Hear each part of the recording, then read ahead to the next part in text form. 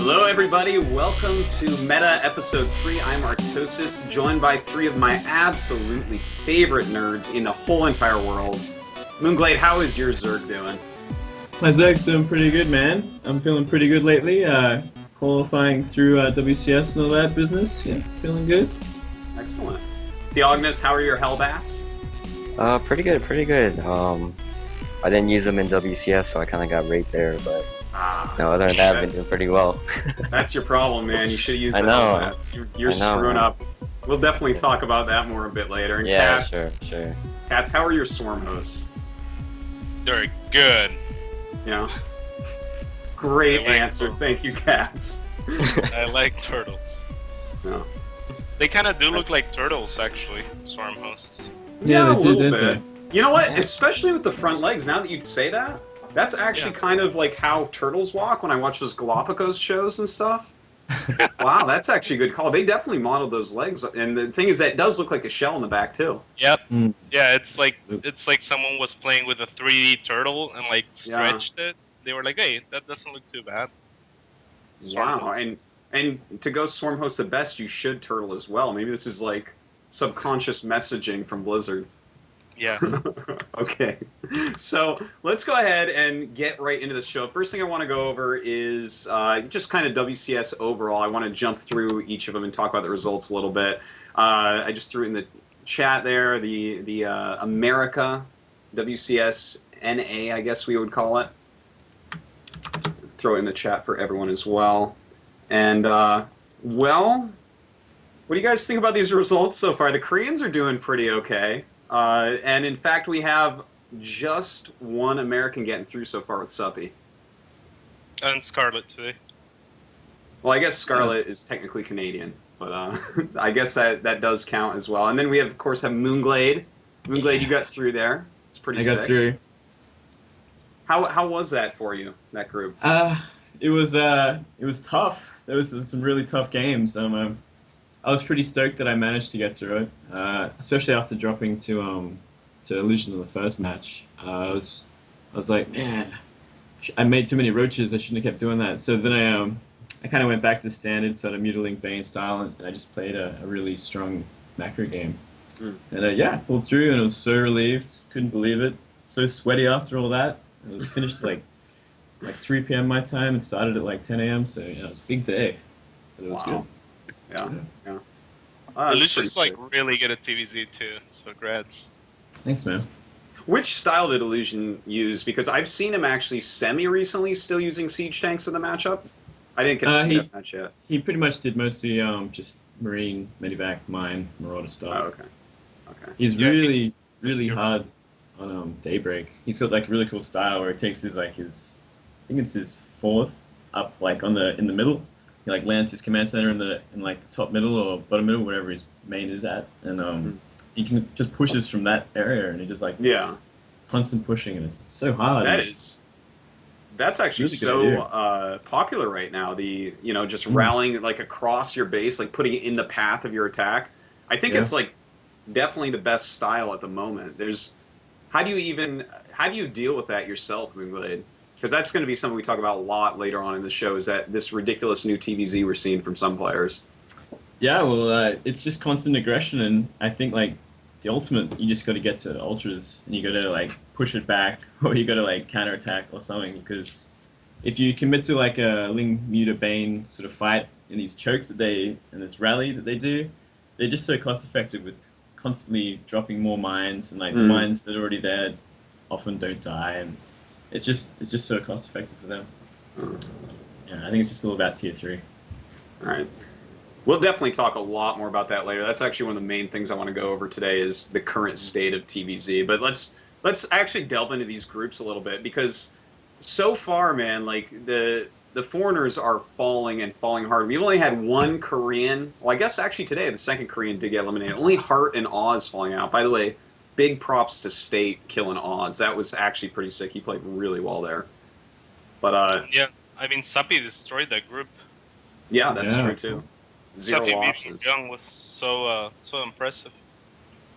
Ryung is so good at TvZ too. Yeah. Somebody got him with a couple of Bane buffs, right? couple of Roach Bane all-ins. Yeah, Roach. Yeah. Oh.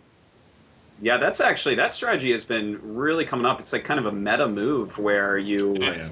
you know, it's Yeah. so good against Widowmine type play. Did Ryung not scout it? Did it catch him totally off guard, or did he just think he was going to stop it? He was kind of ready the second game at least, and he had like extra bunkers, but he still just didn't have enough to hold it. He's still too greedy. Yeah. Yeah, like you said, it's really meta because like most Terrans are going 3cc double eBay, and it just I don't think you can hold it with that. Yeah, Maybe that's it's actually how I died in one of my games against Vive. I actually saw it coming and I had 5 bunkers and I still lost. So, no, I mean, like, there's actually no way you can hold your natural. You actually have to lift up and hold at the top of your ramp. Did you have I any... think Oh, sorry, go ahead. Go ahead. No, yeah. Basically, you need to just make 3 bunkers at the top of your ramp, and just save all your SVs, send it to the main, Or and then, not be super greedy. Yeah. or Play just that get a third siege, CC, man. or just get like 5 siege tanks into BC or something like that. Anything like that. Shanks and a BC. That Yeah, sounds pretty good. I think last I checked, BCs have really good damage against Banelings, so Yeah, it's definitely pretty Good good. good. smash failings, man. Did you actually have any siege tanks against that? Because I keep on seeing this strat, and I keep thinking if you see roaches, I almost feel like if you don't get at least 1 siege tank, you're being too greedy. Because No, this strat can come and it will kill you. Yeah, the thing is, it's pretty easy to scout if it's on 2 base, but there's like a 3 base kind of variation where Yeah. they don't have any drones at their third, so like you scout the third with your Hellions and it looks pretty normal. So, nothing's going off in your head. And you're like, oh, I should like scan or start making Yeah. siege tanks, because ideally you don't want to make siege tanks against just someone going Lingbane Nita. Yeah. Biomine's just better, so it's a little bit hard for that, and it comes really fast as well. So it's a little bit. I feel like that's I like both of you have a point, and that's kind of like what Zerg is saying to Terran, kind of like, hey, stop being so greedy. Like you have to make a siege tank once in a while. We're And sending a I don't know. message. We're sending a message. That's why I sent you that replay that this Terran like on Korea that I played opened with 1 siege tank. I mean, you don't even have to research siege. It's just like get the 1 siege tank once in a while. This is actually, when I see a build like this pop up, when it's against like the race I'm playing, I just jump into the counter and do it every game for a while, because I feel it's like voting or something. Like it's like dollar votes where if this certain store you don't agree with, everyone needs to stop buying from them to make them stop being assholes, right? So I see it the same way strategically, like this to actually alter the metagame. Like if the Roach Bane stuff gets popular enough, it hits a point where Terrans are just going to have to mix in a siege tank or 2 every game, which is going to make them worse against the other stuff, but it'll stop dead in the tracks the Roach Bane attacks, because people be like, well, they always have siege tanks now, and then it might just go away, and maybe they forget to start doing it again the next time, and you can just go back to your old play. Yeah. Like after my match against like Vibe, when I lost to that, I kind of went on tilt and was like laddering and stuff, and I was like, screw it, I'm just going Helling Banshee every single game. I was like, I'm just gonna like counter everything, just get cloak, pretty much just get like a free win off of that. So yeah, that's kind of what I did for like a day or 2. So. It's the name of the show, baby. Yeah, man. Got a metagame, people. it's true. It's a strong way to pick up wins. Yeah. So what do we have so far out of the group stage, number 1, the round of 32? What do we have for upsets, do you guys think? Are there any, like, big upsets here? Really? Because, like, for instance, for me, State beating Oz is a bit of an upset, but Oz not getting out of that group isn't as much of an upset, because I think Violet's really great and Scarlet's really great. So I don't know that that's a huge upset to me. And then I'm looking at these other groups, and I don't know. I don't see anything that's like super. Yeah, I guess. Hello Kitty. Yeah, hard getting eliminated like that is. Yeah. That was crazy. Theognis, man, are you kidding? Yeah, man. What? This guy should have been. Didn't top his group, which was weird because he's Terran and there's 2 Zergs in there, so I was a bit confused. But Yeah, what's going on? Should have went BCs, man. you fault. should have. I was just being too greedy. And going BCs off 2 base isn't too greedy. Yeah. Okay. Double no eBay big and BC surprises. rush. Yeah, it all seems surprises. pretty legit.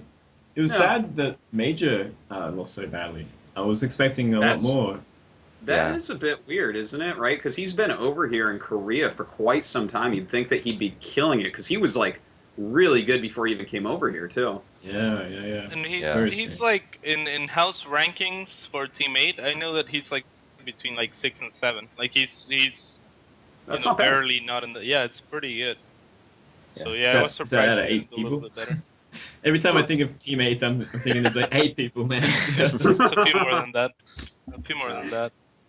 I mean, it's usually like 4 to 5 people lineups. So he's Yeah. barely outside of that. Hmm. But you know what? That to be fair, that group is ridiculous, right? Alive and Hero both in there, but the fact that Killer went above him is a little bit surprising to me. A little bit. Killer's so underrated, and he's always upset people. Yeah. Yeah. Like No, he it's always goes to tournaments and upsets people, but really he's good. It's just he doesn't get a lot of exposure, or like he doesn't speak good English. I guess I don't know. Nobody Yeah, and wants him. that's really Nobody- weird because he did really well at BWC too. He got like round of 8, right? Yeah, Yeah. he did really Yeah, good. he's always done good at tournaments that he goes to. Hmm. Hmm. Just kind of flies under the radar somehow. Anyways, Oh. Yeah, it's a shame. it is. Well, we have 2 more groups to be played in WCS NA. So we have a possibility for non-Koreans of 4 more getting through. How many actually get through though? I think Ghost to User can get through. Yeah. Yeah. Just because he's always been kind of Pult's kryptonite. Mm. Like if he beats someone at a tournament, then it's like an upset. It's usually Pult. So, and his CVC is pretty good. He's been practicing a lot, so I think Ghost User could make it out of that group. Depending on how Idra's mentality is going, I think he has a fair chance. He always has it in him. I think. I don't know. Sometimes he No. just like out of nowhere comes in and plays brilliantly, and other times it just looks really bad. Yeah. So we'll see what kind of Idra shows up. And Group G, I think Huck can probably make it out. And Kapoch might surprise someone. I don't know. He's been doing okay in the ladder, and he's kind of cheesy, and no one really knows him. Mm. So I don't know. Yeah, he's actually an old Age of Empires pro gamer. He won like a bronze medal in WCG way back for Age 2. Wow. So Oh wow. that's where he came from. Respect. Yeah. Sen though, the fact that no one has said Sen yet, I Are you actually kidding me? shame I on haven't- all I 3 haven't- of you. Hey, I haven't No, spoken Sen yet. is- All right, I was Moonglade, Yeah, go yeah. ahead. Me I too. Don't was shame too. yourself. Just shame on Catz so far. I Go ahead. think Shame on Sen that. is the favorite to make it out of that group. Fixes it now. Absolutely. I was I'm just- really keen to see Sen. Like, I was speaking he's got behind such a cool style. USA. Okay. Mm-hmm. Mm-hmm. But watching Sen stream is always like a lot of fun. Always got his own ideas about matchups, and it's all Protoss, so I'm sure he's like been cooking up some like pretty interesting stuff to do to all of them. Yeah. But yeah, I think he's the favorite for sure, and he's gonna play awesome. Even over Crank. Or the favorite. Easy man, easy man. Really? He's got Ooh. this. He's got this. Yeah, I would actually say Crank is the favorite there, and then I would probably put Sen as second. I'd put money on Sen versus Crank. For Sen. Wow. Besides, it's like Moonglade said, Sen's gonna be preparing for CVP, while his opponents are gonna be mostly preparing for PvP. Mm. So And PvP is pretty volatile, so it's actually like I could see Crank possibly not getting out of the group. I think for sure Sen's going to come out though. I would think Crank Sen, but pretty much anything could happen there. But Sen always comes out. He'll get the deepest in this tournament out of the non-Koreans, as he has in every single tournament ever, Yeah. for Always get the third last place. forever. Like He's so good. no, that's basically it. That's what Sen does. He waits till all the foreigners are dead and then he falls, and that's it. He's like, okay, I can give up now. And then he like quits. Scarlet could make it really far, I think. Yeah, she definitely Yeah, can. that's She's true. playing so well. Moonglade His will wrist- make it to the round of 4. Moonglade's in the grand finals, bro. Straight up. Easy, no problem. Easy, man. Your points about Ghost User, from the games I saw of him at DreamHack, he seemed somewhat reliant on like Speedbane Roach timing attacks. So if Yeah. like if Polt looks into that, I think he's Ghost User is not going to. I don't know. I feel like the Koreans are probably coming out of that group, to be honest. Yeah, Revival's playing really well Yeah. lately. I think no one really doubts him getting out of there. Mm. But Polt is Polt. It's kind of a weird time for Koreans there, I must admit. They like made it 2 hours earlier than what it was last week, and that's pretty early in the morning. It's kind of, I think, would be like the sleeping period for like Koreans. They stay up to like really early in the morning, like 4 a.m., go to bed till like 11 a.m. or something. And now it's like they got to get up at like 8 or 9 a.m. These are actually done live, right? These groups.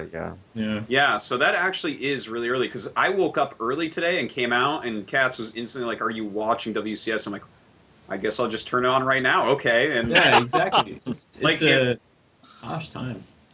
like I get up earlier than any Korean player for sure. Like I don't even ladder this early in the morning because no one good is on. So Yeah. I'm sure they wake up at like 1 p.m. or something there, so it's crazy. oh, certainly. Oh. All right. Well, let's jump on to another WCS. We'll do talk about WCS Europe a little bit. This has had some very surprisingly pleasant games, I guess. How do you want to say that? I'll link it in the chat for everyone as well. Mhm. Taking a look at these groups, we only have 2 groups left as well. They're kind of keeping pace with MLG. What do you guys think about the results overall so far? Anything huge surprise? I think mostly expected by the looks of it. I think like all the big names kind of got out. A lot of Terrans got out. No Yeah. Koreans have fallen. Yeah, it's like actually, 6 Shuttle. Terrans.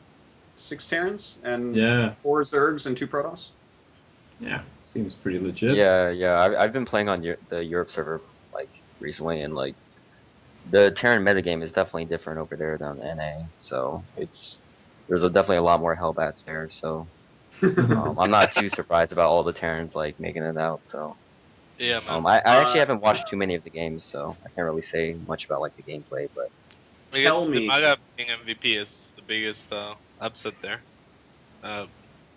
Very Demaga pleasant. beating him? The Maga beat MVP. yeah, Yeah, too, well. Yeah, that was sweet.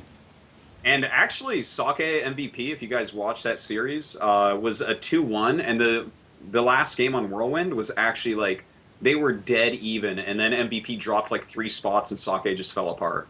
But like it was, that could have gone the other way as well. MVP like really he played very well to have to beat Sake in that 3rd game, so that was I'm sure closer than he was hoping for. is MVP Germany right now, or is he still in Korea? I'm pretty sure he's still in Korea, but I actually haven't checked. So That'd be crazy. Like playing on Europe from Korea. It's like, Yeah. I'm the pretty thing's, sure like, the same. MC is over there right now. But, Yeah. yeah, I think so. I remember him tweeting about something. yeah. But okay, I gotta ask, Theognis, did you see Lucifron versus Happy? Did you see the proxy Thor drops? Yeah, I actually saw that. That was. What do you think about that as a counter to Hellbats? I don't know. Like I saw that and I was like, wow, that's cool. But like I haven't like tried it. I haven't tried it, so I don't really know. But He Yeah, had like- it timed out so well with the Marines coming up from behind, and then the SCVs coming to repair right after, right when he needed it. Basically, it was really weird. But yeah, he's probably played Happy like so many times that he knows exactly like all of his builds. So he probably just hard counted them. his build, you mean? Happy is a robot. Has been. Yeah, they But, always seem to like play each other a great deal. Like on the ladder, like whenever you're watching like a European stream, they're always matching the same people over and over again. Yeah. It's just like the meta must go deep on Europe, really deep. Yeah, I guess it's a lot of mind games and stuff at that point, Yeah. because these guys just hit each other all day long. Mm. Did anyone see Nanowa's shuttle? I think it was the last match. Because he did something cool. Theognis, tell me if you've seen this, but you know how people in PvT will go 1 Colossus to kind of trick you? Yeah. It's pretty solid into High Templars. Mhm. Nanowa reversed that and went High Templars and didn't get Storm and into Colossus. It was the weirdest thing ever, but it was so cool. Yeah. I actually didn't see those matches, but yeah. Yeah, no, he What, made just 4 make like High one Templar? Templars. He made 4 and like showed them and like did it like feedback or something, and then made Archons, and then went into Colossus production with his 3rd base. Yeah, It was like hella neat because it got shuttled to go right into Ghosts, and then he just had this Colossus timing where his Colossus just shredded stuff. It was really cool. Yeah, you probably haven't seen that, right? Because I've never seen No, it. I've like never even heard about that. Like before. Yeah, that's Nanowa's brain man right there. He Yeah, that's brings pretty out new crazy. stuff all the time. It's pretty cool. Crazy shit, man. Yeah. Shuttle, the only Korean not to get through yet, but there's not a lot of Koreans, and they aren't necessarily Yeah, as it's like- high of a level, so I don't think that's even really worth noting, really. Yeah, it's like 4 Koreans in the whole thing. Yeah. Isn't it? It's crazy. It's Yep, very there is late. 4 Like, Koreans in the whole thing. yeah. Hmm. But yeah, I mean, what do you guys think for the last couple groups? Because I feel like these are actually the really exciting groups too. That's why they're last, man. So keep the hype going. So everyone wants to tune in. I think the next one's going to be really good. Stefano and Grubby. Definitely keen to see that. Yeah. And Yeah, Crass. probably the most- And Crass. And Crass. maybe. And Crass. Baby. Yes, there are Of 4 course. players in the group, Cat. Yes, but No, mostly but Stefano. no, I watched Crass play in the DreamHack thingy. He played so good. I Yeah. was actually Really? really impressed with him. Like, what style does he He didn't use? he didn't like make it through. What? Like, what style does he use? I don't think I've ever seen him play. Hell, he plays everything in the world and makes Hellbats. Yeah. Okay, that's good. He makes I a think lot of I Hellbats. saw his TVP, and he was using that little strategy that kind of spiked up in popularity, where you do like the Hellbat Marine Marauder medevac push, and just you have like so many hit points, you bring your SCVs and just kill them. I'm pretty sure I saw a match where he did that. I'm pretty sure I casted one of his matches and I was really impressed. I just can't remember what he did actually. Mhm. But I remember being very impressed. I was like, I hope he makes it out, and then he didn't. But Welcome to Really? Caster Brain, where you see so many games that like all you have are feelings about what happened. You can't actually remember anything. It's like you think in whale sounds, like there's nothing solid that comes out of you. pretty much. Oh. But yeah, I think Crass can do really good, and I hope for Baby Knight because I like Baby Knight. Hmm. But Stefano and Gravi are always good as well. So I don't know. I think it's a pretty even group. Yeah. I think Really anything could interesting. happen there. Yeah. What about MMA? Is he gonna come back and show his stuff? Because that's a tough group, man. And he hasn't. What has MMA done recently? I know that MMA is one of those people that has these fans that are just like, they got like that finger thing, the foam finger that says MMA #1 or something. But he hasn't like done anything in forever. Yeah, it's true. Very true. Hasn't It's he like been Roman doing King. pretty well in GSL? Or, Yeah, he's done reasonably well this season. yeah. But Scarlett always talks about how good MMA is, so Yeah. I kind of trust her to know that. I'd say MMA will make it out, and the next one is kind of blurry. I don't know. Manus PvZ is not that good in my opinion. And Yeah, then- he's always had trouble with it, hasn't he? Yeah, It's like been his like one matchup that he's like had problems with. Feast Yeah. is like a beast PvP. yeah, so- exactly. And Feast is a beast PvP, so I don't know. It's tough to call the second one, and sort of's in really good shape too. But I think MMA will probably make it out. all right. Well, I think that's enough about Europe. Let's jump over to Korea. But before we talk about the Code S groups, I want to just jump into like this strategy that has popped up in Korea like so popularly right now. It's actually been used like 4 times in the past week in PvZ, and we saw it in Code A from Trap and Squirtle. Then Avenge did a slight variation, and then Flying did a variation in Code S last night. And it's like a Forge Fast Expand. You can go into the Stargate or not, depending. And normally you go into Stargate and then hit Colossus after, take your 3rd base and stuff. But people are going into 2 Immortals and 2 Colossus and hitting like a 7-gate timing. First off, Zerg players, have you guys actually seen this or played against this? I played against it last night actually. How did And you it is- like that?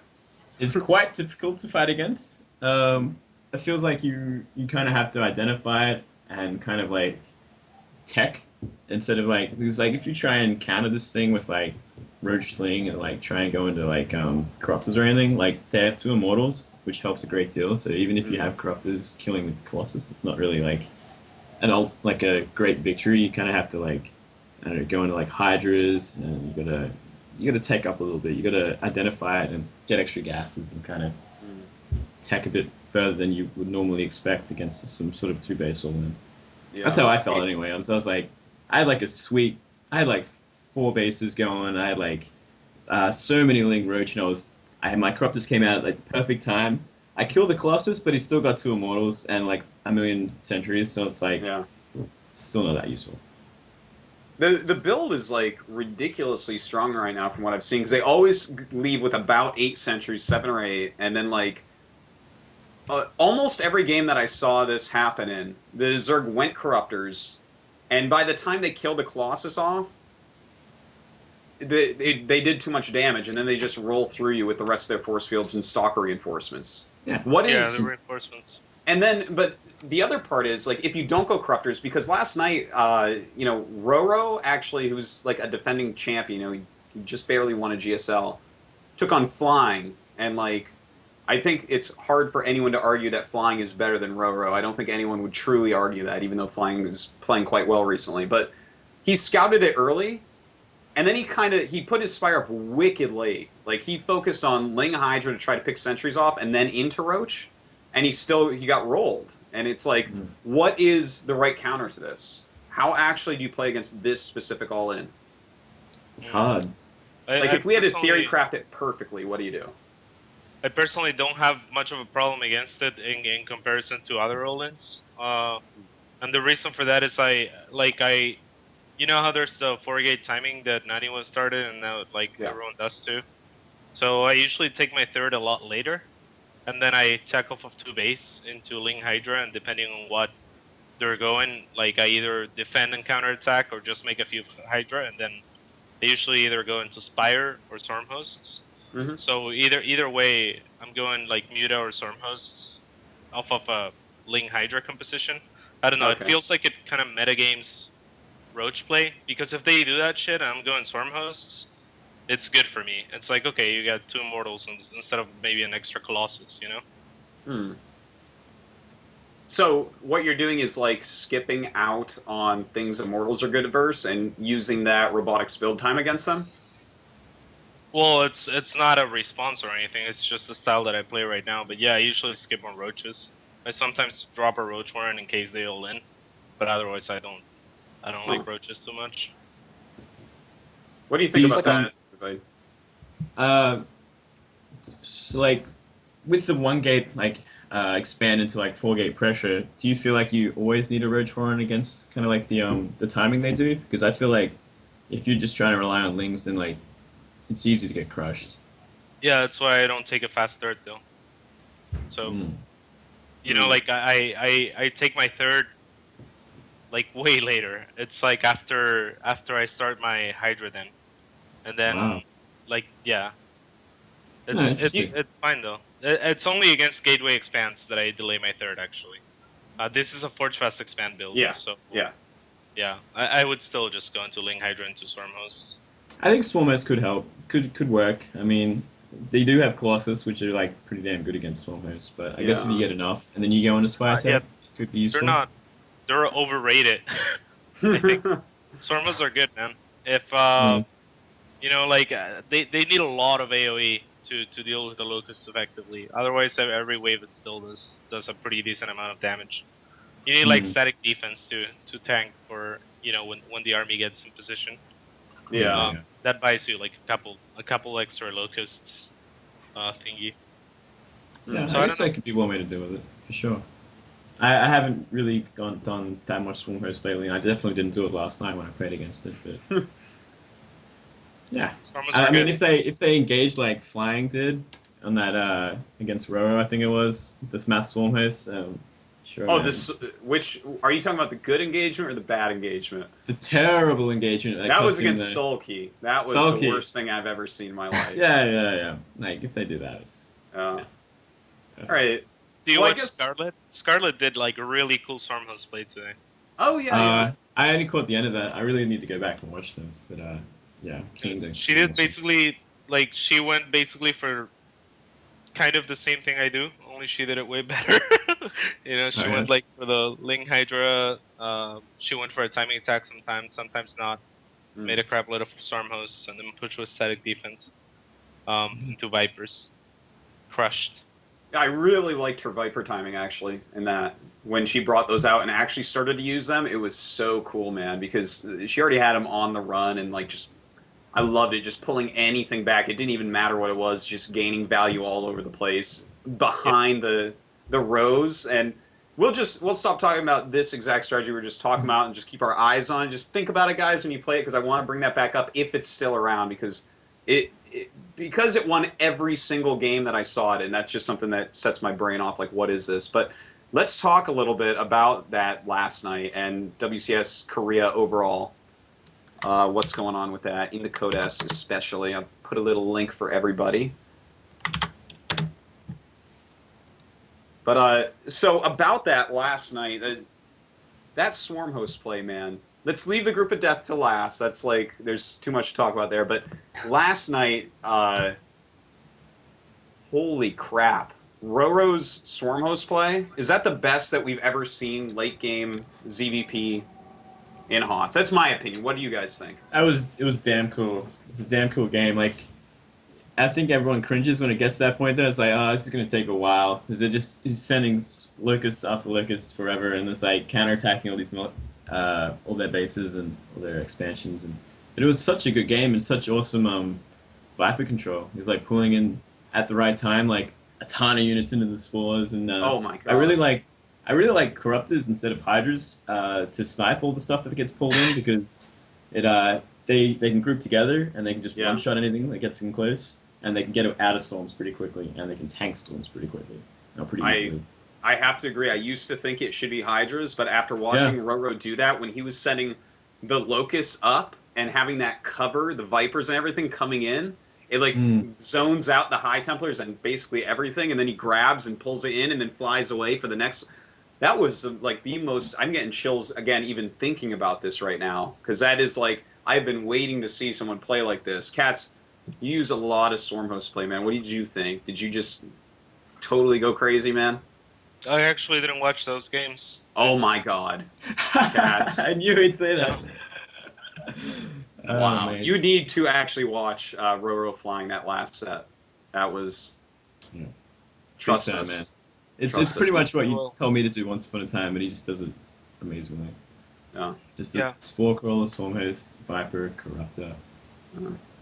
Pretty crazy. That's what I've been doing for a while, minus the Corruptors. I don't think the Corruptors are the best option, though. I think they're pretty good, man. I think they're pretty, like, when you watch this, you may change your mind, because he was so mobile with the Locusts. Like, every time he shot them, he unburrowed and walked to another location and shot them. And, like, it was, like, in the tight middle areas, like in Aklon, he would send the Locusts up and then just fly right over everything, grab stuff, and then fly right away over everything, and he couldn't be followed or anything. It was really... Because I didn't think it was... The only thing I think it'd be bad for is dealing with like counterattacks and like big whoopings and like random bases, because you don't really have anything that's going to run up and shoot them. You're going to run up there, burrow, spawn locusts. That's the biggest problem, I think, is just dealing with counterattacks. If you abduct a Zealot, it's airborne. You should be able to hit it with Corruptors. That'd be so sick. I agree completely. That would be so funny if you could actually shoot the units that are being abducted. Because they are in the air, right? Yeah. It only makes sense. How's the storyline work with this, guys? I don't get it. Blizzard need to fix this, man. Yeah. What was the deal with Yoda last night, Theognis? Dude, yeah, I'm not exactly sure. It was just like a little bit off. Like, everything he was doing was just getting like scouted. Like, right when he put the armory down, it was just like a Ling ran in his base, and there was just like so many moments like that. Like, he was just flying over like creep and into like overlords. It was kind of disappointing, because like Yoda's like really, really good. Probably the best game he played last night was when he was just playing standard, like the last game, like right when he got eliminated. Whenever he tried to open up like a Hellbat or something like Reactor Hellion Expand, like a 2010 build, he kind of just got shut down pretty handily. Which is kind of surprising, because like his macro is so damn good. Like, it's really good. So I was a little bit disappointed that he, Holy crap, that was a lot of Corruptors. I'm sorry. It was just on the screen. Yeah. You definitely gotta watch that, Catz. But Theognis, back to that. Yeah, he's like scary good. He's like one of these Terrans is gonna be like in Code S forever. But do you think that there's like maybe a problem with people that go Hellbats that they're too addicted? Seriously, I said it like jokingly before, but like sometimes you see someone that opens up with Hellbats, they're like every game, and they're just like, well, I'm doing damage to this no matter what. Is that like good, bad? Are they addicted? Should they stop? What is your diagnosis, Doctor? I'm not exactly sure, but yeah, I guess you kind of get in this like syndrome where you're just always trying to get like free wins or something like that. But you know, if you're opening like a gas build and it's not like a Reaper, like the Zerg should just be like, oh, let me just send in the Overlord and, you know, play just really paranoid. You know, I feel like if he was mixing it up, maybe like opening like a Reactor Heli and just kind of go into like a macro mode or something, like that would probably throw off a lot of like the Zergs last night. But he was kind of predictable with that, so yeah, I'm not exactly sure. So it's like a syndrome. I like that. Yeah. Hellbat syndrome. Yeah, I agree though. Like players that like Hellbats really like Hellbats. Yeah. Yeah. It's. I mean, we'll talk more about that when we get into Flash's TVTs. But... Flash innovation, yeah. Yeah. Oh my God! I think Flash just got the syndrome now because he's been doing it. Like he's been doing it Pro League as well. Even when he was going like mech against Sulky and stuff like that. So. I feel like when Flash sees something that he thinks is good, he just is like, yeah, I'm the smartest, this is the best. And then he just makes it work no matter what. And like maybe has a hard time deciding like where does the goodness of the strategy start and his skill ends? Because I think it's more like this, but you know, he just I don't know. Did you guys see Group C with SOS, Bomber, Tasia, and Shine? Was not the most remarkable group to be frank.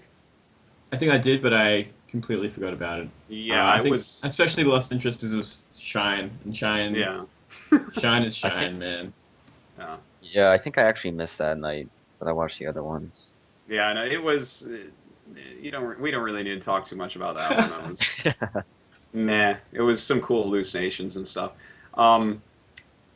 But we do have to talk about the Group of Death quite a bit. But first, I think we're going to jump to like a really quick little commercial break so everyone can like refill their waters and stuff like that. So, guys, we'll be right back. Don't go away. Pros always want to have gear that's exactly fitted to their needs. Something I've always dreamed about doing is using my experience as a gamer to make gear for people like me. We're working with TT Esports to make the exact mouse, keyboard, and headset that we've always wanted to use. When you're doing anything that you love to do, the tools that you're using matter the most. We're designing these products from scratch to make sure that your gaming experience is completely seamless. The gear I use to play the game are the tools I use to win.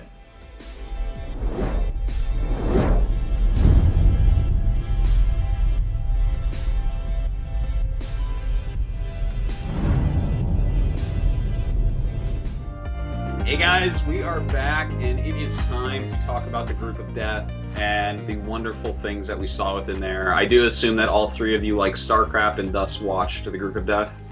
Oh yeah. Yes. Okay. Okay. I don't want any of this Cat's not seeing the best infester, I mean a Stormhost play ever type of stuff going on again, so you gotta watch that, Cat's. Oh my god. I'm still like just thinking about it, being like, should I go back to Zerg? This is way too good.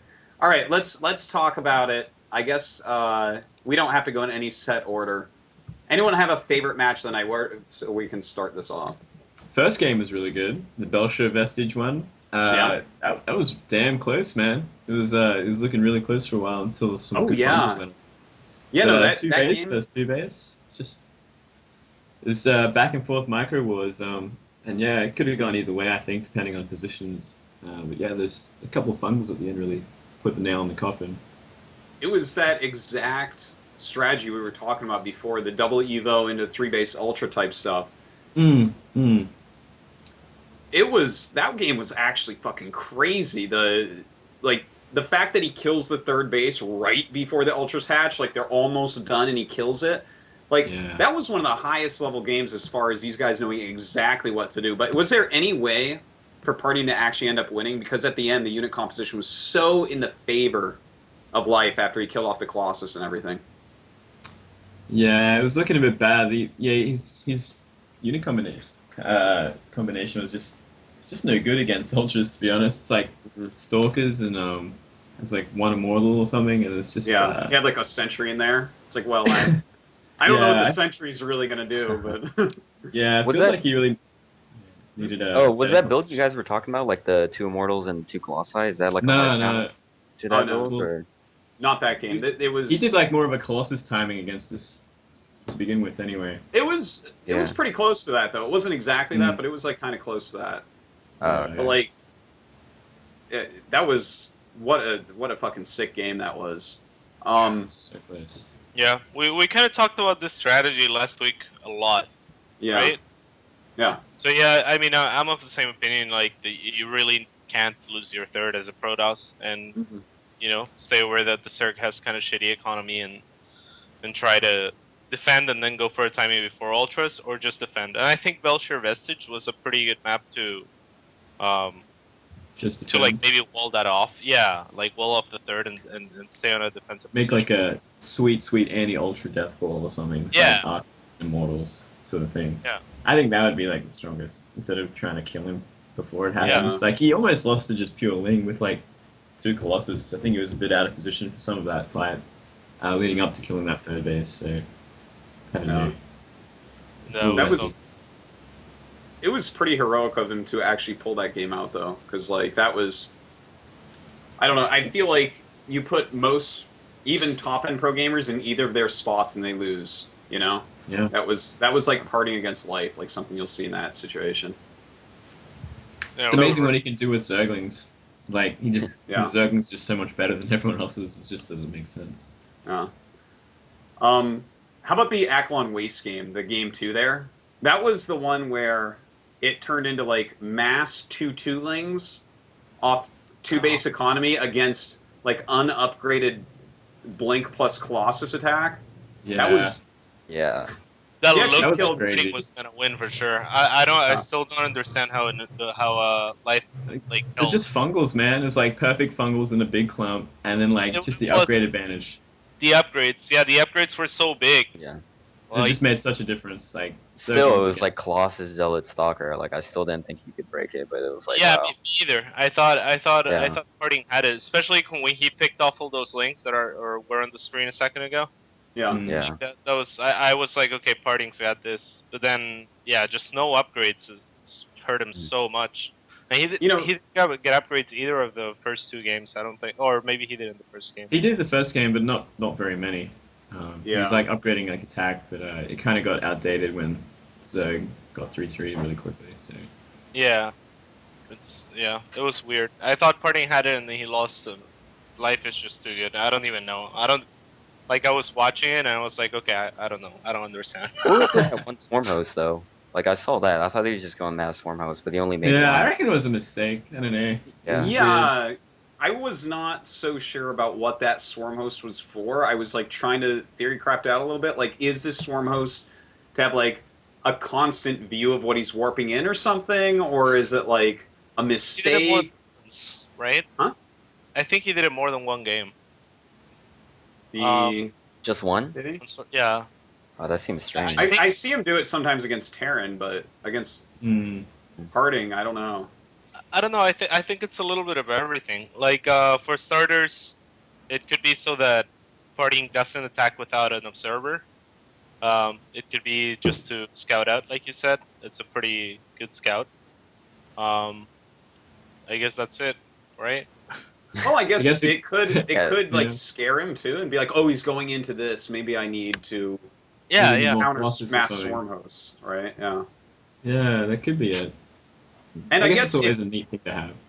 you know, if you just count each shot as a couple more Zerglings or something, I don't know, maybe you can look at it like that and be like, well, over the amount of time that this engagement is going to be going on, maybe I'm giving too much credit, but maybe he did math in his head where he's like, this is actually, for how much damage this will end up dealing, this costs actually, 30% less than if I put all that money into Lings for the same amount of damage or something like that. I don't know.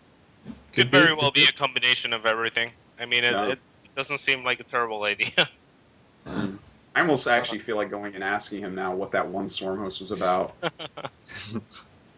That's Don't ask questions, just do it in your games. That's all I'm gonna say. uh, Misclick. Could be a misclick too. But you know what? I think the counterattack that pulled Parting back for a little bit was really helpful because I think he was just not ready to hold it quite yet. But I couldn't believe when he actually ended up killing even the Colossi, all the Colossi with just Lings and a few Fungals. Oh my god. It's weird. Yeah, well, he Weird did have a what- lot of infestors, man. He had like 10 infestors, and like Yeah. he'd engage and just clump, and you get 2 Fungals, and that's pretty much the entire army fungled.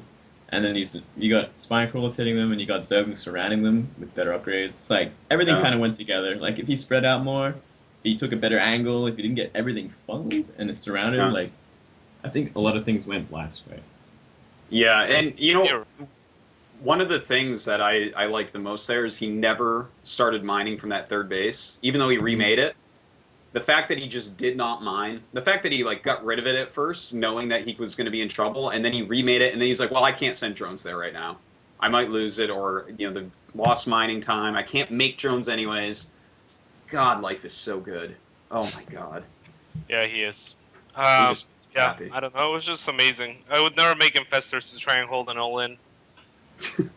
Yeah, I don't have that kind of faith in infestors these days. Not I'm anymore. just No. saying, there's no way I'm gonna kill Colossus with infestors, but Could this be just like you know happened with Blue Flame Hellions when they nerfed the Blue Flame damage upgrade? Every Terran was like, you can't make them in TVT anymore or anywhere really, and then like it took months for people to figure out that actually they're still fine. +5 damage is Yeah, still yeah. a great upgrade. So They still have their maybe place. infestors are still really good. It's just no No, one's used to infestors it are yet. really good. I think they have their place. They're just not good in every stage of the game. I think. yeah, you Yeah. can't mass them anymore, man. Like Yeah. infested Terrans with no upgrades is just useless. And That Yeah, is yeah, true. fungals are good, but you don't need that many to fungal. Yeah, Mm. yeah. I think if Life had known that there was an all-in coming like from the start, he probably would have done something else. This is probably like his response on that particular map, perhaps, or maybe he scouted something late. I just can't imagine that being the best response to an Mm. all-in. What- I don't know. It was weird. I think if he didn't go for the infestors though, I think he would have lost this game. Because if you try to go like Hydraling against this, you're not going to hold it still. He's going to be blinking. He's going to be microing back. The Lings aren't going to get good surrounds ever. The Colossi are never going to be held in place to actually be killed. The thing is, I think he actually needed them in this crazy scenario, yeah. in this crazy game. exactly because he was getting 2-2 on the links. He already had +1-1, right? So you don't really want to be making anything that's not a Zergling. It's Yeah. your best unit. It's gonna be your most cost efficient unit. If you got unupgraded Hydras, I don't know. Infestors cost gas, but not a lot of minerals. Mm. So I think it was a good choice on that regard. I don't know. I would still probably freak out and just make Storm Hosts instead and be like, fuck it. It's your go-to But, unit. yeah, but he was like, hey, this is my Lings, you know? Like, I already got a bunch of them. I'm gonna make more of them. And then I'm gonna make Infestors. Ended up working. So Ended up that's working. good. He's, Yeah. yeah. He's just It's hard to doing reproduce anything that it. Yeah, it is. it's... The best we can do is theory out what was he thinking with one Swarm Host, because none of us can quite figure it out. Someone's gonna We have just to ask him. ideas. I can't. I'm gonna figure it out next time I see Life, man. I'm gonna ask him, and we're gonna Is your see. Korean that good, man? Can you just be like, hey, man, it's just one host. What was that? I don't know with him because he's like, Scared? if my Korean's good enough, if the person I'm speaking to is brave enough to try, Yeah, but you yeah. have He to be seems like, like really brave to try to talk with me. I have a Korean tutor, so it's Oh, getting yeah. better. I tried to talk to Life when I met him at MLG, and he was scared. But Well, he he's didn't know a any young English. kid. So. Yeah, he's like Yeah, 15, 16. Artosis is this big, daunting guy, 6'1", towering over him. Why did you But he make the sees you all the Swarm time. Host? I need to know. Why? Why did you do it? He would just go. That's like, Oh shit. Okay, let's go over real quick the Flash Innovation Series. Because this was actually, there was one thing I really want to talk about, because Game 2 was a waste of time. That was like, Flash, why did you go for this build in this map? Innovation was way smarter than you. Yeah, Because it was like 2 racks Reaper, just he had the 3 Reapers got there, and Yeah, it was just like, okay, GG. that's just like a hard counter to one Rax expand. That's kind of why like you can't do it anymore in TVT. Especially on that map. That map you can Yeah, jump yeah. anywhere. Oh my god. And well, the first game, like that was whatever, double proxy, 11 racks. I was kind of curious why he did that, because like Flash, even if he goes CC first, he'll like scout that, and like Yeah. you can actually hold it off if you pull SCVs and get a bunker on top of your ramp. So that was kind of It worked out fine though, right? I think he made like one Marine out of it. It was. Yeah, you only made 3, I think, Yeah. and it wasn't as bad as it could have been for sure for how you made them. But you have to cut like 2 or 3 SCVs for it. So, Yeah, I don't know. he was fine on that, but then he got like if I recall correctly, got a little bit of harassment off, and then it was like, yeah, it was okay. A lot of Hellbat drops there, but game 3, Flash showed his true addiction to Hellbat drops. Like, Was that like that game, because that was a good Widowmine Banshee opener, right, from Innovation on Whirlwind, and then Flash was behind him, like, oh crap, this is bad for him, and then he starts trying to drop Hellbats and it just doesn't work, and then he finally kills a bunch of SCVs with it. Yeah. But then he did it all game long, but Innovation figured it out and made a ton of turrets and like even bunkers and stuff. I like Flash 2 Vikings idle. Yeah. Spots. It was nice. Is Flash too reliant on Hellbat drops that matchup? I mean, like, I don't think he's too reliant, because that's kind of like the standard game nowadays. Like, at least what I've been seeing on the Europe server, everyone's doing that. So, yeah, I don't think it's too reliant, because like if you watched his games in like Pro League, he played, he basically did like a all kill or like a semi all kill or whatever, and he played a Terran on Whirlwind, except that he didn't take all the early game damage like with against the Cloak Banshee, and it pretty much looked unstoppable from like the other Terrans like point of view. So it's really strong, especially on that map, because there's so much airspace around your bases. It's really hard to kind of defend against that. But yeah, it's a really strong strategy. I don't think it's like gimmicky right now. I mean, it might get nerfed, but then it will just change its like strat. So. It's so cheap to do. That's the thing. Yeah. Like Hellbat costs 100 minerals each. It looks a lot more expensive than it is. Yeah, it does. When there's 2 things in your medevac and you lose them both, you're like, it's like, when you kill a Hellbat drop, you're like, yes! And then it's like, oh, it's just, 200 it's minerals. actually not that much. Yeah, it's like, shit, I lost mining time. It's not, it's not that Yeah, great. well, like, when you, like, gotta pull your entire SCV line or, like, drone line when, like, 2 medevacs, like, zooming around, like, that's a lot of money lost. It's probably paying for itself just with that. But if it gets to drop and it like one shots like 10 SCVs or something, golden. That's what happens. Yeah. That's what they go for. They go for that one drop that does like all the damage from one shot. It's just like shit. Oh god. And it looks ridiculous at some points. Like he would kill like tanks and marines with like 4 Hellbats.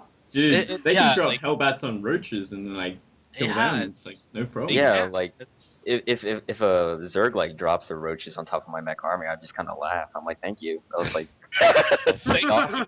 Man. All the way, so. Yeah. Yeah, like what I really like about the strategy though is like, yeah, the harass is cool and stuff, but like when he gets like the real big army, he basically gathers up like 5 of the medevacs together, and he'll put like Hellbats in the medevacs, and then like when he actually engages the army, just like unload on top of everything. Yeah. So it's a really good strategy. It was just that he was kind of behind from the early game. Yeah, and his positioning wasn't the best. I feel like, I don't know, like Bio seems better than Mech on this map, and except for the Hellbat drops, maybe, Yeah. I don't know. Just the way Innovation played was amazing, like mid game and yeah, he was like really all over the place. He found every little place that he could do any damage every single time. I loved when he sniped all the turrets at that 3rd base, and then like later on the turrets weren't rebuilt, so he just dropped in there, and then just Innovation's pretty good.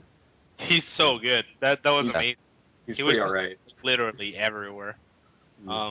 So yeah, I think strategy wise, I don't think Flash even overcommitted. Maybe not even. Yeah, I just posted in chat like the Flash versus Reality game where like he's just doing it against someone that's not Innovation, and he just like totally rolls them. So. And Reality is fucking good, man. He's Reality is good. I love Reality's TVT, his TVP. He's actually just a sick Terran. Like that guy's going to be in Code S soon enough. it. So Mm. he looked like a diamond player against it too. So it was like kind of crazy. Wow. I've been trying to do it, but it's a little bit harder than it looks. So A little bit. Yeah, it's nice when parents like try to do it and they can't control them all, and it's like, oh, okay, well there goes that medevac, and it's like firing it, they don't notice, you know, it's like it just dies. It's like, oh, well, that's nice. So many try to be flash. If this Hellbat play is like really that good that even Flash just all game long basically only focusing on that is not addiction, it's actually just smart. Mhm. Does that mean that mech is actually better than bio overall? I don't I'm think like so. still torn on it. I'm not exactly sure, but I've definitely been experimenting a lot more with it. Artosis Yeah, wants mech to be better than I'm bio. gonna ask this every Yeah, week, man. Is he's mech really back in pushing. TVT? Because I don't want to ever make Marauders. All right, like there's a Oh, you're chance of me gonna playing back some to Terran. Terran again, man. If I don't have to make Marauders in any matchup, it's gonna take a while to fix TVP, but TVT is a start, right? Yeah, like the last show I was on, I was doing 50% mechs, 50% bio. Now I'm doing like 75% mech, 25% bio. So maybe like in a few weeks I'll be like 100%. You're turning, man. In a couple weeks, you're gonna be playing World of Tanks. I swear it. All right. Okay. I really like that they're both viable right now, to be honest. It makes for a really cool play. No. All right. So let's talk a little bit about life versus innovation, because this is like what I want to talk about the most, I think. So you guys saw the games. Yeah. Yeah. We've seen Innovation play a lot of TVZs lately. We've seen Flash play TVZs that were godly as well. And here's my question regarding all that. Even just completely theoretically, because we saw Life against Innovation, the best Zerg in the world against the best Terran in the world, I doubt anyone argues that. What could Life have done better against Innovation? How in the hell do you beat Innovation in ZVT? Is it theoretically possible against a Terran this good to actually do it?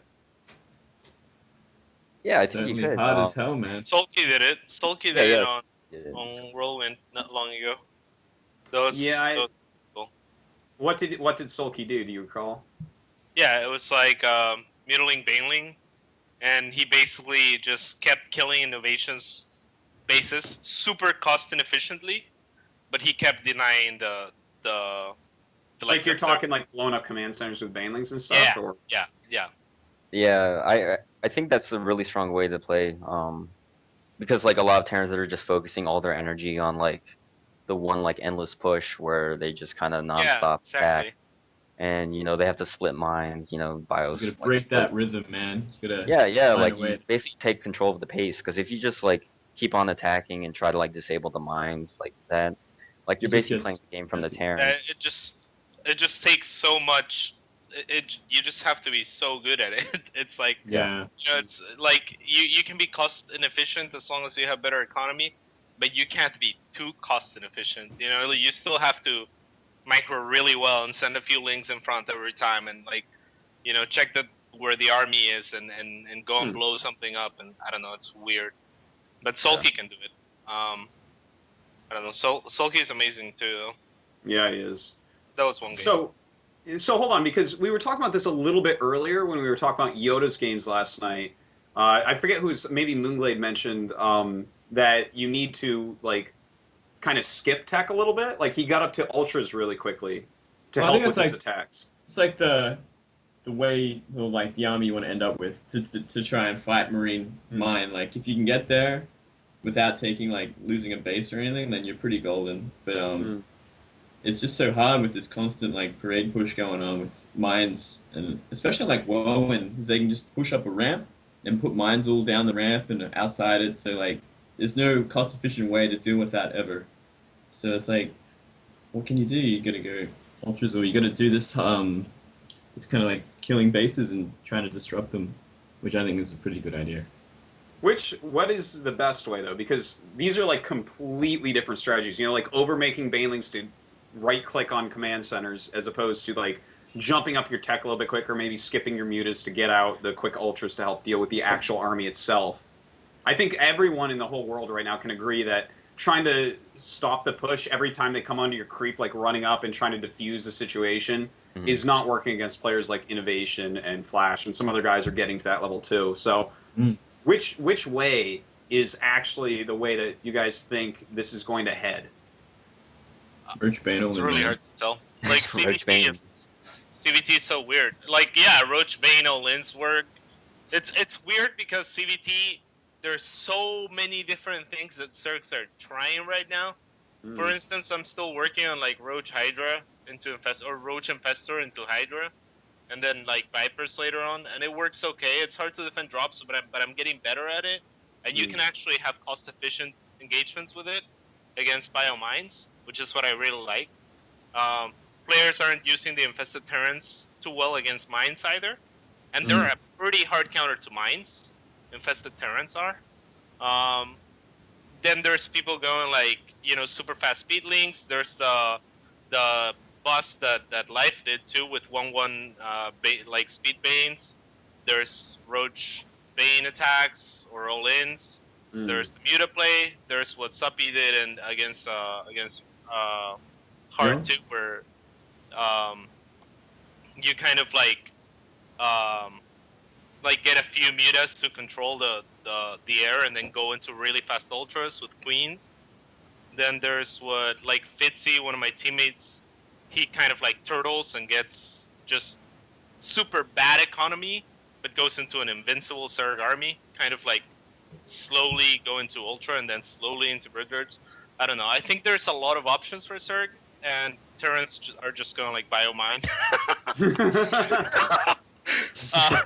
It's kind of depressing, but I think we have to be all spread out right now, like all over the place. That's how it is right now. I don't know if it's gonna be one way that we have to head towards. So there, yeah, I mean, I have to agree with you that we're watching people hit it from so many different directions, but there's no main focus yet. And I'm really trying to get to the bottom of what is the main focus going to be, because this GSL season is like picking up the pace, right? We're about to be in the round of 8, and Innovation is going to hit some Zerg on his path. And will that Zerg have a strategy by then that doesn't make him look bronze against Innovation? Because that's how Zergs look right now. Like it's very hard to find a Zerg that can do anything against Innovation. Well, he's playing Roro next, apparently, judging by He's the against playoff. Roro next. Yeah. Wow, that's sick. That's a Yeah, good that should match be- right there. That should be a 6. So what is Roro going to do? Now let's look at Roro, right? He's a macro-based Zerg. He's not really... I don't generally think of him as a Zerg that's going to do like Roach Bane. I guess he could, but... In fact, He I think definitely he seems did like do the more one like the time mutiling last night, Bane. but- He definitely seems Yeah, like he seems more like that, macro. like a 3-base... mega you creep know, spread, like godly macro Yeah. kind of Kessel style. To be honest, I feel like that is kind of the best style though. Like I don't think the Roach Bane is like really a situation or really a solution. I feel like if you just kind of alter your build and you know how to react to it, you could shut that down.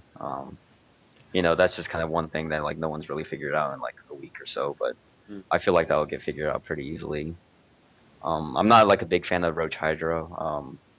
It does kind of do well against like Biomine, but I feel like if you just go into like Siege Tanks or something, then you're in really good shape against that and just kind of max out before Vipers come out.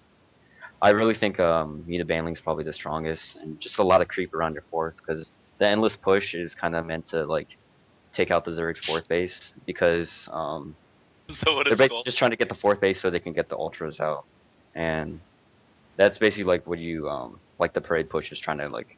Yeah. That's like the goal of it.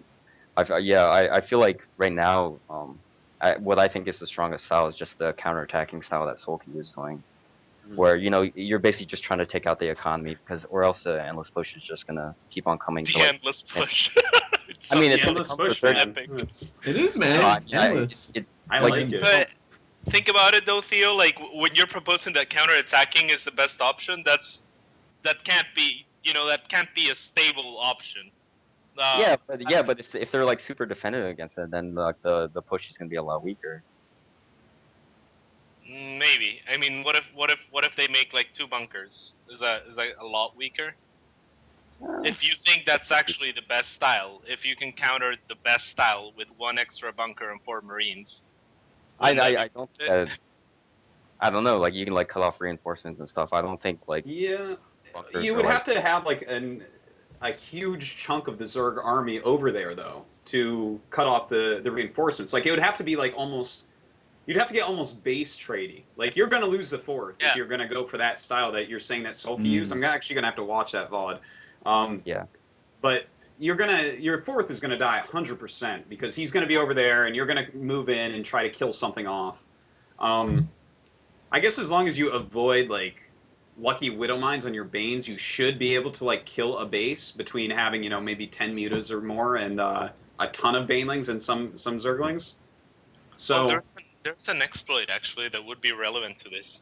Oh. I saw it on Reddit the other day. Basically, if you click with your Widow Mines on units that are in the range of the Widow Mine won't activate. Yeah. So if they try to micro like that, like send a few units in, wouldn't you be able to, or like perhaps not, any of us, but maybe Innovation? Innovation, yeah. Couldn't he just do that and make sure that the mines hit the reinforcing units? Like Yeah, that would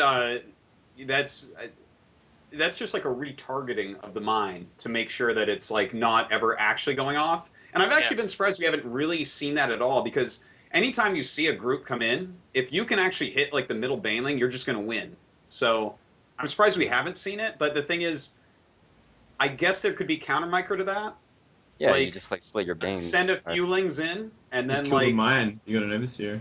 Oh yeah, that's true. That's true. I mean, no, come on. Come on, You man.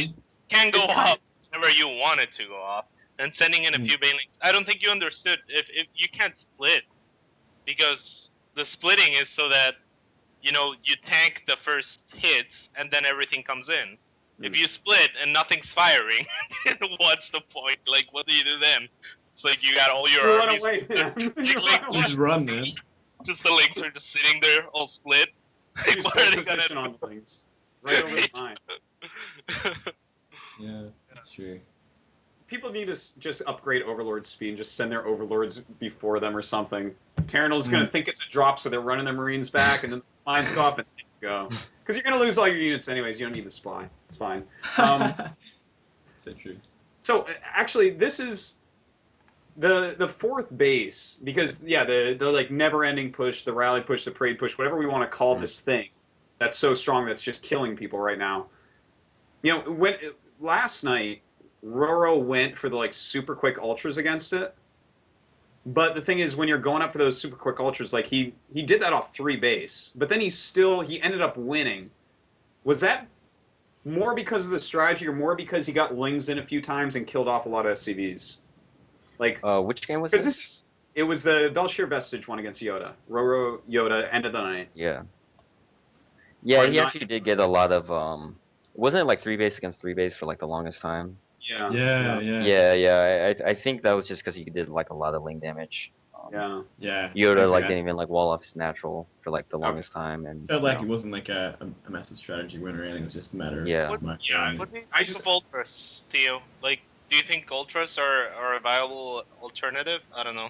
yeah, Like- I think that's definitely the best hive option. Like I'm not like a big fan of Brood Lords. I feel like if you No. just like pick up your entire army and just like drop in their main or something, Yeah. basically just bypass that. And because like if you do go Brood Lords, that does kind of open up the option of the Terran to tech up the Ravens, and Hunter Seeker Missile is really good nowadays, and Yeah, they that's are. just like a really good counter to like infest your Brood Lord now. Whereas if they're going ultras, you can't really go Ravens or anything like that, so you kind of have to stay on Biomine for like really long when you start seeing that. But so. it's not like Bio sucks against Ultras, so. No, you just keep on adding more factories and barracks pretty much against that. So yeah, but I feel like if you don't really like affect the Terran's economy at all, like you're just gonna kind of slowly die. So that's kind of why I was saying that like I feel like Style, yeah. no, yeah, like it kind of comes down to the denying bases, and like I guess maybe you would kind of maybe lose your fourth, but sometimes, well I don't know sometimes, but Someone know, in chat. I'm sorry. Go ahead. oh no, yeah, go on. I was just gonna say someone in chat earlier mentioned that TVC feels a lot like TVC felt, but in Wings of Liberty, like where the roles are inverted. And the more we talk about it, it's the more I like think of it like that too. You know, like you're saying, like I feel like in Wings of Liberty, it was the Terran's job to try to stop the Zerg's economy, or you would die, right? And now it's kind of the opposite. And then I don't know, it's weird. Yeah, I feel like They got see these- that. They got this crazy AoE thing, and now we don't. yeah, except, Yeah. Except we had to micro our AoE thing, man. They don't. They get to watch it. yeah. And Oh. Wings of Liberty was like we would just click F and like kill everything. F Man. F F. Click Now we had to have click to some. keep splitting everything. It feels like the third player needs to be better than the Terran player to win, and that's what it felt like in Wings of Liberty, but the other way around. Yeah, the roles are reversed. Yeah. Fair that's a enough. good point. Fair enough. I still don't think Biomine's like unbeatable though. Like it takes a lot It's of not unbeatable. execution. It's just Like Oh. yeah, like hard as hell. innovation's just really good at it. So Yeah, innovation and flash just seem like a level above everyone else at it. They look unbeatable. That's why I have to bring it up because when it works, yeah, yeah, it's just insane. when they get going, man, it's like what? How do you stop? Yeah, it this? kind of But- feels like there's these like Terrans where you just can't get to this mechanical stage where they just do their thing. You got to like really disrupt that. but then I- again, but then again, like StarCraft 1, man, like I love Vu, you win like 27-0 TVC, and like that wasn't a broken matchup, so No, that's true. That Yeah. was literally just him being broken. Is there, yeah. Is there statistics out yet for like win rates and whatnot, and you know in general, like since Heart of the Storm came out or whatever, or monthly or anything like? I think there was like a couple weeks ago, but those are a little bit dated now, I guess. I don't have any links or anything, but I'm pretty sure I read some sort of win rate. I think I read something like TVC was 55% for Terran. Does that sound correct? It may have been. It may have been. But you know, that's over such like a wide range of players that I feel like the balance of the game shifts so much amongst the tiers of pros. Yeah, like, it does. For instance, North American pros, their balance it might be a bit different than European pros, and some of that might be the metagame and things as well. And then Korean pros, and then not even just Korean pros. When you get to the very top, it's like, well, and then there's Innovation, whose balance is different because he just, you know. So I mean, Life should be up there, no? Yeah, of course, of course. I actually liked that Life tried so hard to on Daybreak go Infestors.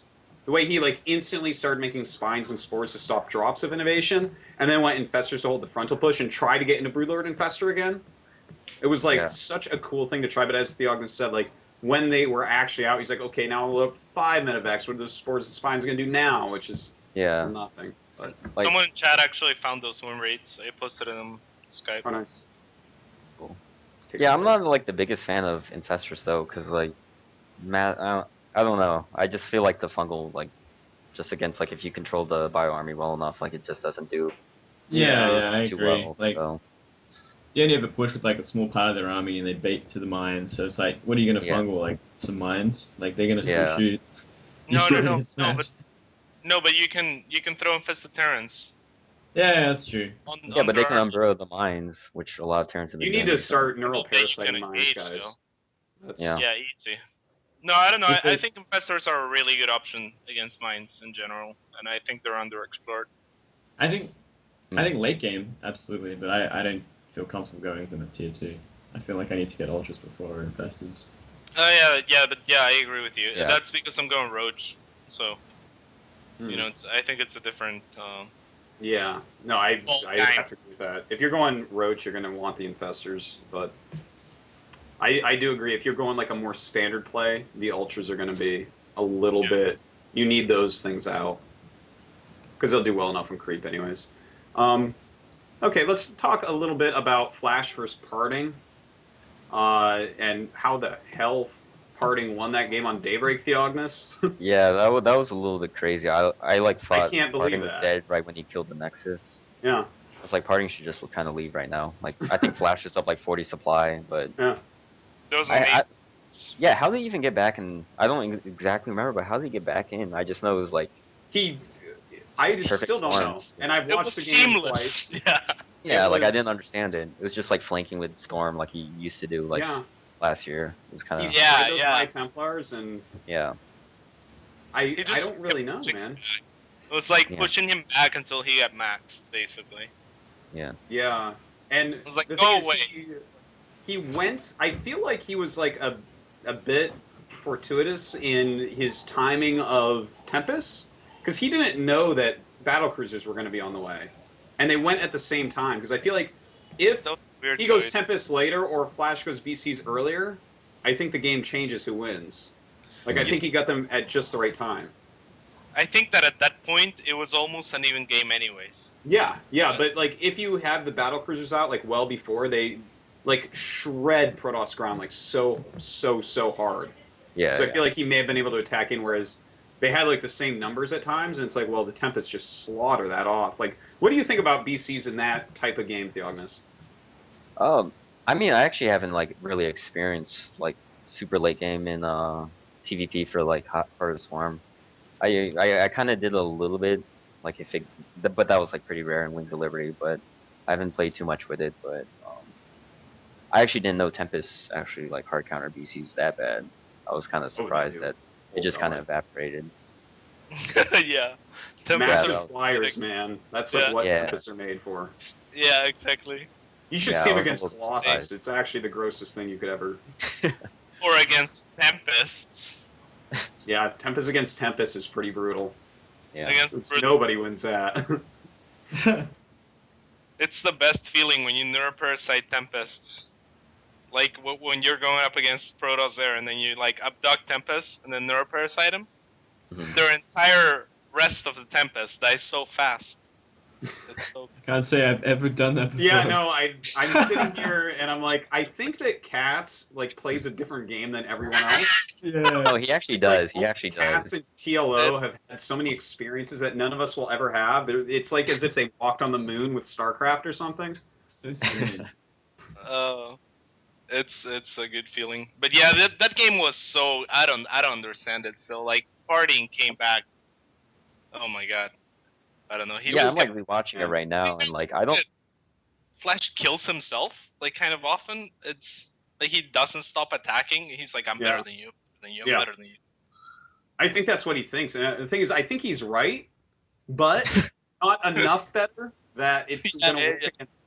Like, if it was against like the fourth best Protoss in the world, I think he just wins this every time. But Yeah. he needs Wait, so what needs do you to be think able the to big back up. mistake was? Just kind of overcommitting on like the bio medevac, not teching fast? Or Yeah, exactly. But he kept attacking with it, so it was fine. And like Artosis said, like I don't know. When I was like right now, I can look back on it and be like, oh, that was his mistake. But during the game, I was sure that he was gonna win with that. Yeah.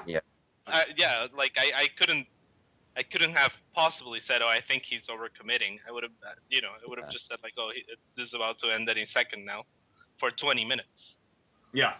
And then when he like actually started doing like he has perfect micro with that well I guess not micro but perfect army control with that crazy army, the way he was walking forward for the shot and walking back, and like just he zoned everything perfectly, because you'd think like mass Viking ghosts could do something against this, but it looked like garbage against what he was doing. Yeah. how many games do you think Partings have actually like played practicing this like composition? This composition, it has to Yeah, be so yeah. he can live long enough against parting to get to this. Like Yeah. I'd say more than a few, because he opens Storm, right? Storm isn't a thing that you can like. It's kind of like saying like I want to go later, right? More so than like with when you open Colossus, more often it's kind of like going for a timing. With Storm, can you actually go all in ever? Yeah, Yeah, yeah. actually, that's what he did the That's other actually game really against strong. Flash. Is he opened up like double forge and went 2-2 2 base Archon charge lot timing. Excuse me, which is like an old timing that we haven't seen as much recently. But like I guess you can, but normally you don't finish the game as quickly with I guess a Templar opening. But still, Really, like, I tend to see more timings when I play against Templar oh really? than like Colossi. Colossi kind of feels like more defensive. Mm. Really? Yeah, I mean like Well, people act like- actually, as defensive, I do like Colossi as an opening, like as a defensive opening. But I feel like you're going to have an earlier, strong attack timing with Colossi openings. Because I always switch after 1 or 2 into Psystorm. I think it's more of a stylistic thing. Like Protoss in Yeah. StarCraft 2 is kind of like Protoss in StarCraft 1, where every Protoss has their own style completely. Mm. You know what I mean? So. Yeah, Pretty nice. yeah, I think so. So, Hmm? I really like that about Heart of the Storm so far. It's like Yeah. there's so much more to. There's so many styles right now. Yeah.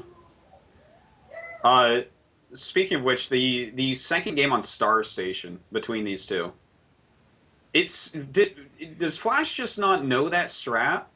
Like, because No, it like was he's so he's obvious a 2-base timing. no, he's like I've watched all his pro league games, and like he played a game against Terminator, who basically did the same thing. It was some crazy like 2 base, 2 forward with like 10 gates off of Yeah. just like on 2 base economy, and like he stopped that pretty easily. So I was Hmm. kind of surprised that this caught him off guard. I don't know. I think he just didn't have like a scout at the third or something like that. Hmm. Yeah, I'm not too exactly sure, but yeah, it just like totally caught him off guard. So I was kind of surprised Yeah. there. You know, I think mechanically speaking, Flash is actually the best player already.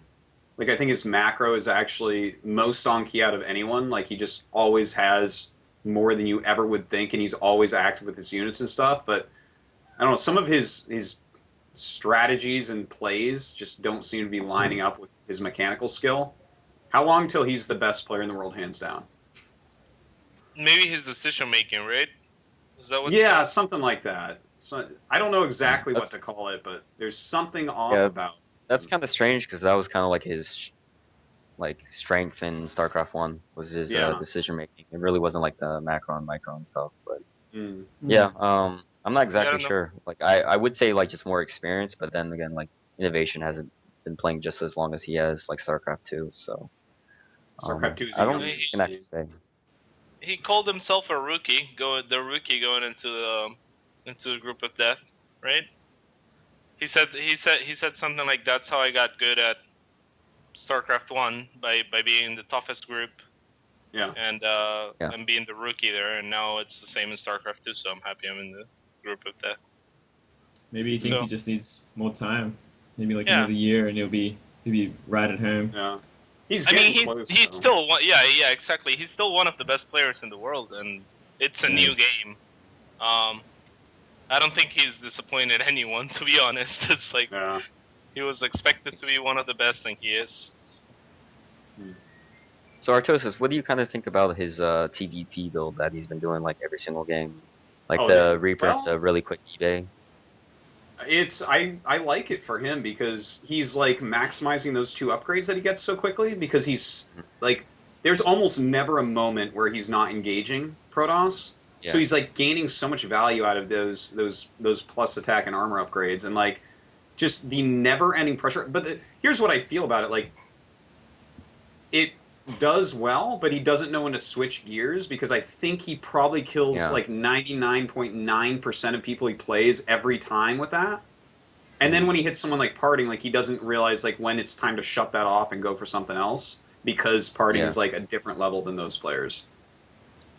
You think this could be possibly like a solution to like, you know how we were talking about like the Protoss going like double forge really Mm. early just because of the mothership core? Do you think that could be kind of like a counter build to it because you know Mm. you get that eBay so ridiculously fast that you'll have Yeah. 1-1 by the time the double forge has 1-1.